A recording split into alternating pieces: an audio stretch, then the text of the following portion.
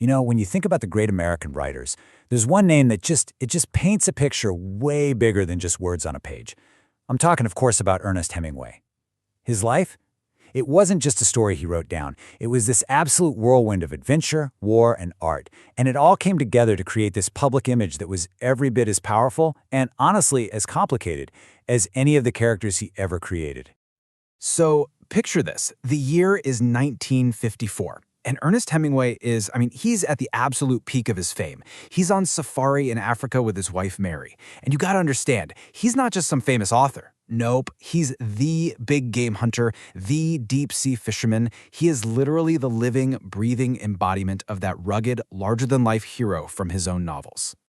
And then, bam, news flashes across the entire globe. Headlines are just screaming it. Ernest Hemingway is dead. What a shocking end, right, for this literary giant? But, hold on, the story was nowhere near over, because he wasn't reported dead just once. He was reported dead twice, in just a couple of days. Twice! Okay, so here's the unbelievable truth. On a sightseeing flight over the Belgian Congo, their plane clips a utility pole and just crash lands. Miraculously, he and Mary survive. So what happens the very next day? They get on a rescue plane, and on takeoff, it explodes. It actually explodes. And, get this, they survive again. Hemingway literally uses his own head to batter the door open so they can escape. I mean, you can't make this stuff up. He cheated death twice, for sure, but it came at a huge cost. A whole set of injuries that would haunt him for the rest of his life. So, you have to ask yourself, how does a guy become a legend who can literally walk away from 2 plane crashes in 2 days? Well, to really get the man behind the myth, we've got to go all the way back to the beginning. And let me tell you, it's a place that couldn't be more different from a life of danger and adventure. So, on the one hand, you have Hemingway growing up in this really comfortable home in Oak Park, Illinois. We're talking a wealthy, super conservative suburb of Chicago. Pretty tame, right? But he was craving something more. He wanted action. So when World War I breaks out, what does he do? He volunteers as a Red Cross ambulance driver in Italy. And that one decision, man, it changed everything.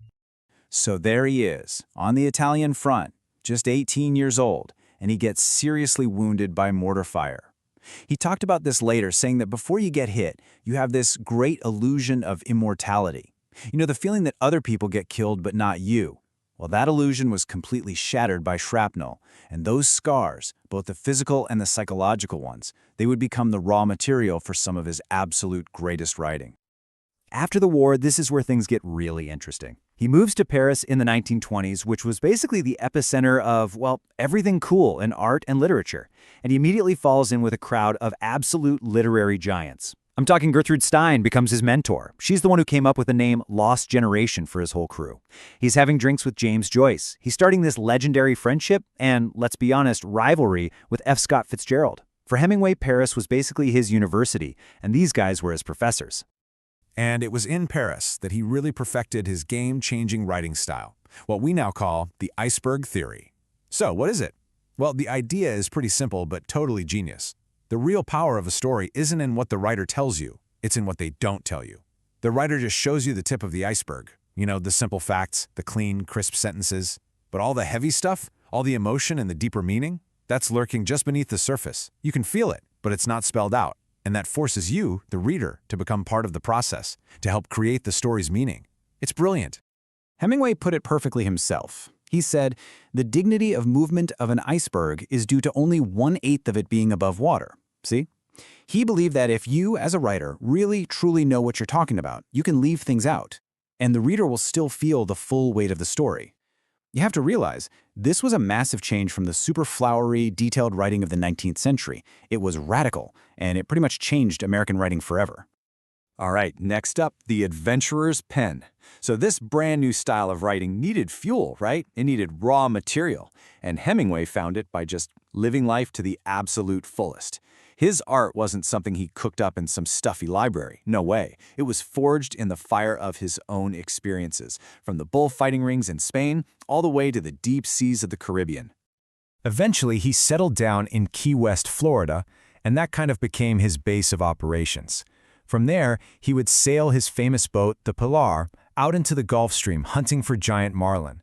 He traveled to Cuba, And all the while, he was carefully crafting and refining that public image of himself as America's great adventurer author.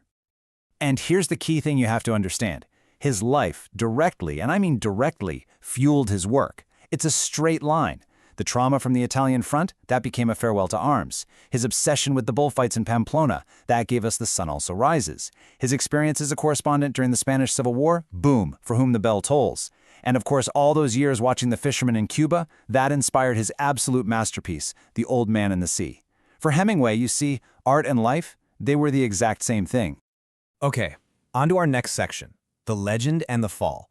So the early 1950s, this is when Hemingway reaches the absolute peak of his career. I mean, he is on top of the world. Celebrated, revered, a true living legend. But here's the tragedy. That same life of nonstop action that gave him all his incredible stories, it had also taken a brutal, brutal toll. And his final years turned into this heartbreaking battle between massive success and a really deep personal decline. First, let's look at the triumphs, because they were huge. In 1953, he wins the Pulitzer Prize for The Old Man and the Sea. And this was a big deal because it totally re-established him as a literary powerhouse. Then, the very next year, he gets the highest honor a writer can possibly get, the Nobel Prize in Literature. I mean, that's it. He had reached the summit. There was nowhere higher to go. But here is the tragic irony of it all.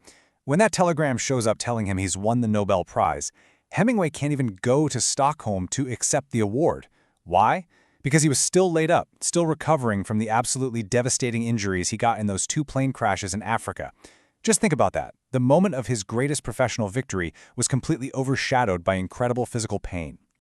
And the problems just kept piling on. We're talking old war wounds, car accidents, so many concussions that it probably led to CTE. That's a degenerative brain disease. To deal with all the pain, he was drinking heavily. On top of that, he was diagnosed with something called hemochromatosis. It's this genetic disorder that basically poisons your body with too much iron, and it causes both your mind and your body to just deteriorate. He fell into this deep, dark depression and became incredibly paranoid that the FBI was watching him, which, and this is the crazy part, we now know they actually were. He was getting desperate, so he sought treatment at the famous Mayo Clinic, and the doctors there prescribed electroconvulsive therapy. Now, you have to think about this from his perspective. For a writer whose entire life's work, everything he ever created, was built on his personal experiences and his ability to remember them, this treatment was the ultimate horror. He told a friend that it felt like it was ruining my head and erasing my memory, which is my capital. To him, the very thing that was supposed to cure him was killing the essence of who he was. In the end, Ernest Hemingway took his own life. And that leaves us with this incredibly difficult question. How should we remember him? How do we make sense of a legacy that is just filled with so much brilliance, but also so much pain? This is a man who gave us these timeless stories about courage, about grace under pressure, and yet he couldn't endure his own suffering. He was the man, he was the myth, and in the end, he was a tragic hero straight out of one of his own books.